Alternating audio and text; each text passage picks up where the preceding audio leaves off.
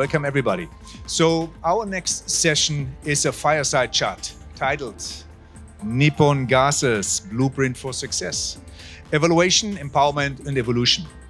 So I'll be hosting this chat with Gabriel Kivek, COO, Chief Operating Officer at Nippon Gases, with over 20 years of experience. We're adding more years of experience here from one speaker to the other. As a transformation leader, he excels in driving strategic initiatives that foster growth. So Gabriel will share insights into Nippon Gases, their procurement transformation journey. Please join me in welcoming Gabriel. Thank you. Let me start by introducing the magical and wonderful world of industrial gases, because nobody knows what I'm talking about. You're just about taking a seat and starting a show, but let's get Gabriel started because he gives us the intro for the talk. So industrial gases is an industry. It's a global industry. It's an industry that is $70 billion strong across the world. And it would be hard to find any industry that doesn't use our gases in some way or another. There is nothing that you can see, think, that doesn't use in some way or another one of our gases. But nobody knows about it. Nobody knows who we are, nobody knows what we do, and nobody knows what it is that industrial gases has a super important part in everything that we do in the world today. I can start by talking about a couple of examples. For example, CO2. Has anybody drank a beer with no gas, or a Coke with no gas? Horrible. Yes. Horrible. Yeah. We sell the CO2. If you are in a hospital, if you need oxygen, we are the ones that provide the oxygen for the hospitals. Anything that requires an inert atmosphere for safety purposes, for control purposes, it uses either nitrogen or argon. So there's an incredible amount of things, industries, processes that use industrial gases for everything that you can think of, but you have never really touched, felt, or experienced this at all because it's just way down there in the spectrum of things that you care about, right? And so if you think about it, industrial gases basically does not become a part of anything that you can feel, touch, or see, but it's super important in the process of making it. And if the industrial gases industry stopped, the world would stop immediately, no question. All of the plants across the world would immediately stop, and you wouldn't have anything working around you. So with that, and to let you know and give you a small glimpse of what Nippon Sanso and Nippon Gases is. Nippon Sanso is a Japanese company that started about a little over 100 years ago. We are leaders in Japan. The company has about 19,000 employees across the world, 30 countries in operation. The head office of the company is in Japan. Nippon Gases Europe, where we work in, is 13 countries in Europe across all of the different geographies in Europe. We have about 150,000 customers. We represent about 2 billion in sales here, only in Europe. We represent a little bit more than 25% of the sales of the company, but we represent a little bit more than 30+% of the operating profit for the company. So very, very important to what the company does in that sense on a global basis.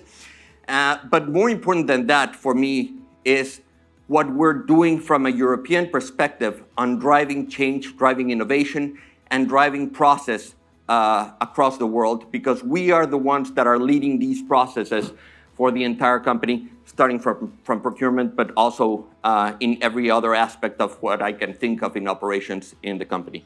So that's a little bit of the flavor of who we are.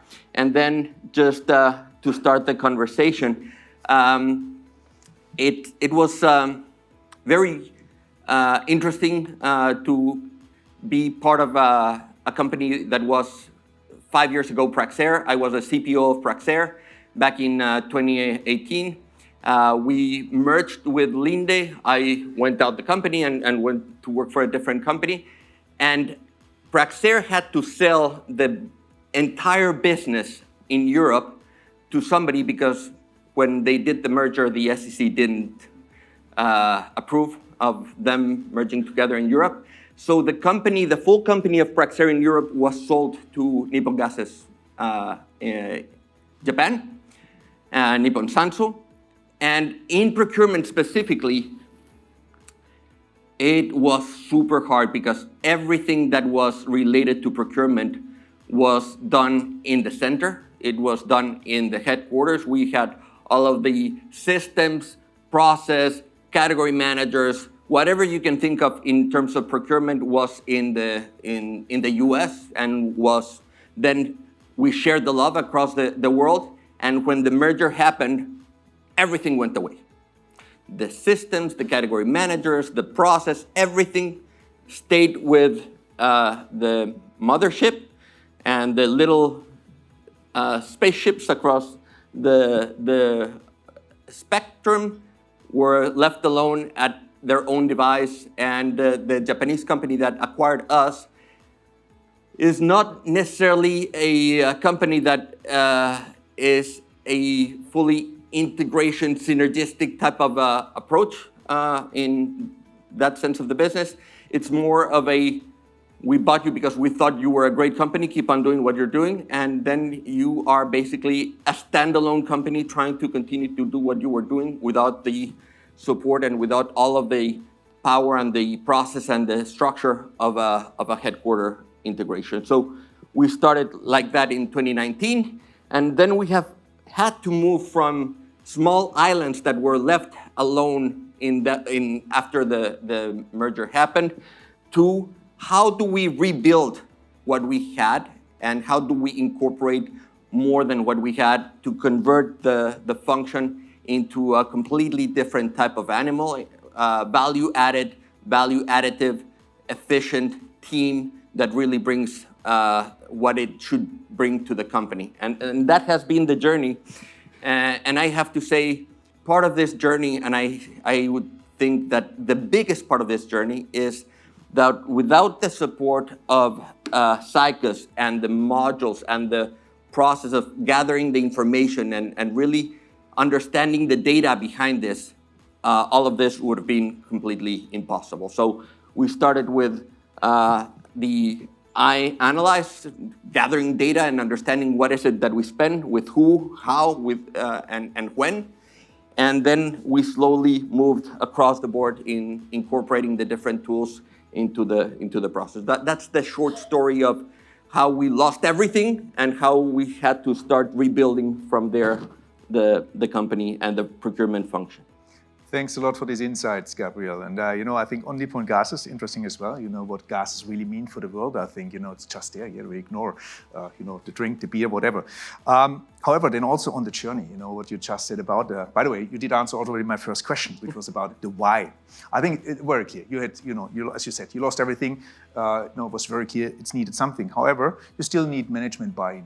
So how could we really bring this, get the management attention? How did you build a business case and you get a buy-in to do the project, to start a project, to get the funding? So we started with the why we needed to do it, but why Zycus was more important for me in how we were going to accomplish this. And part of that process was every time that anybody asked for any type of information, it took us forever to gather the information from all of the different ERPs that we had. We had 8 different ERPs that were not connected to each other. And it was super painful to get any meaningful information from all of the different ERPs that were now disconnected into something that made sense. we approached the market. We went out, we did our homework, and we talked to many of the different suppliers of the technologies to start doing this. And really, Zycus was the only one that was willing and able to help us go into this process at our pace, based on our requirements, with a multi-year plan to start this implementation of each one of the different modules that we wanted to implement, that would have the right rate of adoption for every one of these single tools. I think, Everett, you talked about this, and what we really measure is rate of adoption. Are we really using the tools in the way they should be used, in the way that bring value to our organization? And can we now go into the next one and implement the second one and start building that process forward? So in that sense, supporting a phased approach, put it Correct. that way, and building the case really over time. How important was experience? And I know you told me a bit before, was a certain flexibility, because I think some areas of the journey you don't foresee. You make changes. How this did work, or what did happen on the journey? So there were two very interesting parts of the flexibility, not only in the implementation phase of each one of the tools, but also in the specific tools that we wanted to implement. Because at the beginning, we thought that we were going to start with the implementation of the iAnalyze and iSupplier, and then we would go to e-procurement, and then we would go to e-invoicing. And so at the end, when we finished the implementation of the first couple of modules, we realized that there was more value to bring other tools into what we wanted to do. And we talked to Zycus. Zycus was completely open and flexible and willing to work with us and bringing iRisk and iSource before we brought in e-procurement and e-invoicing. And that made the biggest difference into how we actually went into implement this. And for me, the biggest value that brought was once we had the information, and once we had the data, and once we had the process in place, it allowed me the buying to bring in the resources that we needed to bring into the function. And when you're islands and you're just buying as they come, and you don't have category management, so the level of the procurement organization in terms of the quality of the people that you have is very different than when you have a central procurement function and organization, and the willingness to approve the new positions is very low. And so we've added about 30% more people with very, very high capability. We added a new center of excellence, which was not there. We've added a lot of capabilities that are now allowing us to really move this process forward into a completely different type of step change approach. Yeah. To what degree, you said about, you build up the team, 30% additional people. How much did you tie this already to value, realized value, future value, a business case? So the addition of people came, of course, with very big commitments on, okay, we're going to add people. What are you going to do for me, right? So it came with the commitment of significant savings. We actually almost tripled the savings in procurement in less than a year. We were able to prove that the value that the new people that were brought in not only was there in terms of savings, but it was more than anything there in terms of efficiency, process, willingness to work with your internal customers, willingness to perform the job of actually being a category strategic manager, gathering all of the information and presenting the information to your internal stakeholders. And we've brought the savings, of course, that was table stakes. But the value of having the procurement organization now leading the process and already starting to have the conversations of 3 to 5 year strategic approach to categories has been invaluable. And the savings, and Terry did talk about manage expectations. And for sure, there's about savings is one thing, hard savings, efficiency, all these areas.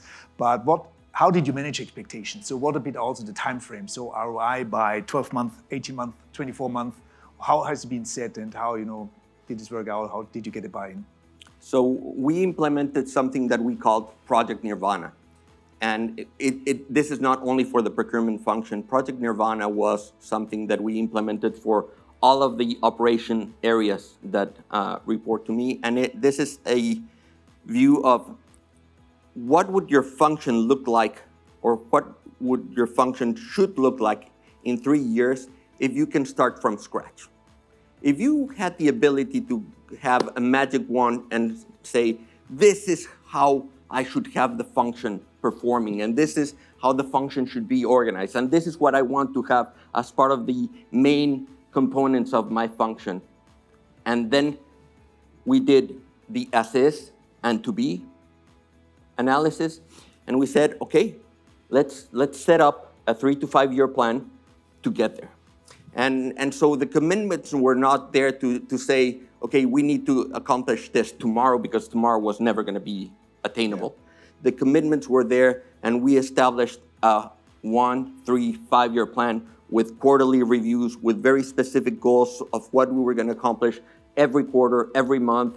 And then we measure our performance across the board, and it's magic. When everybody's aligned in terms of what's the direction, what is the final goal, how are we going to get there, and that, in my case, my job is really to get the resources, the capabilities, the consolidation, the coordination, and the collaboration of everybody to point into that direction, then it's just fantastic. Yeah, this sounds like, this best practice example. How to do a project. Was it about, you need obviously the measures, you need the value, the KPIs, which are a bit the boundaries for the project. And, I think it answers all the questions. Setting realistic expectations, don't be too aggressive. Maybe for some people it doesn't sound terrible, a 5-year plan. But I think at the end, this is about the vision where we have to build. Would you agree, or go even longer? What is the long-term vision for? I think that the reason we called it Nirvana is that you never get there. I was a bit going to that point, but... Right? So when you're done with your 3, you say, okay, what's our next Nirvana? Yeah. Right? And you are constantly looking at how are you going to continue to improve what you have, and then what do we need to do to get there? And it's very engaging for the team to really have purpose of hard than just day-to-day process of how. Yeah, if you think back the past 2 years, and I think that was the topic of this day anyway, all about AI, I think what's today possible. 2 years ago or 2.5 years ago, we wouldn't even thought about it. No. What is now feasible? What are your, let's say, concrete mid-long-term plan in terms of, usage of Gen AI? A bit what we just talked today. Anna, what do you feel would make most sense, would provide immediate value for Nippon Gases? So we've been talking about this, and we want to start looking at piloting some of these things in regions, areas where we know that we have the people and the willingness to move the process forward. Because at the end, technology helps, but it's all about the people. If you don't have the team, the willingness, the desire to make things happen, things don't happen. Because we were talking with Everett, change is super hard. The hardest thing to do is really create the change in the organization to do things in a different way than the way that you're doing them today. Because we are a very successful, very profitable company. Why would we do something different from what we're doing today? Are you crazy? Why? I'm doing my job. I'm very comfy. I'm very happy. Why are you putting all of these nonsense on top of me that will require me to actually have to work harder? Well, this is why. But you need those people that are driven, that have that spark, and that can prove to the rest of the organization that this is possible and what good looks like. Perfect. No, I think thanks a lot for these answers, because it's all about, as I said, about people. It's about a plan, about managing the expectation, etc., and working towards a target, working towards a goal or separate different goals. Would you name any specific AI use case, something you have in mind? You said about this is what I want to go for. What do you think about Anna? So we're going to shoot for Anna in Spain. We have already the team that I think we can bring this to. The guy that runs Spain actually said, I would have loved to go to the Zycus conference. Yes, but there's also something called budgets, and we didn't have that. No, that's a starting point. And really the drive for me is, again, what I said, is taking this further and really making sure that we can get this done in Europe and then cross borders, cross regions, and implement this next in Southeast Asia, implement this in Japan, implement this in the US, have actually, again, a global procurement organization. And that's where you get the leverage of global volumes. You get the leverage of other teams, other people in the company that would want to walk with you and go with you in this journey. That's the final goal for us. I see the 5 minutes already. Therefore, one final question from my end. Why Anna? Because I think you made a comment. What is the value you would see really getting concretely about on it? So, for one reason or another, historically, we make POs for everything. I've seen POs for pizzas, and it drives me crazy. And if I can at least have Anna creating these POs for pizza, okay, I have to have somebody creating this nonsense PO. And I can then focus on what really brings value, and the tail end spend or the middle end spend can, again, the process can be there. We know it's going to be a process that is going to continue to have the right policies, procedures, structure in place, and that will really enable us to have the people that are looking at the procurement function focusing on the valuable part of the procurement function, not creating the POs for pizzas that really don't bring any value. Work. Yeah. No, thank you very much. That's from my end. I have no further question. Also, by the way, really a lot of questions you already answered. Thank you very much, Gabriel. Thank you. We want some time, but I think everybody will be pleased. Really great insight. Thanks a lot.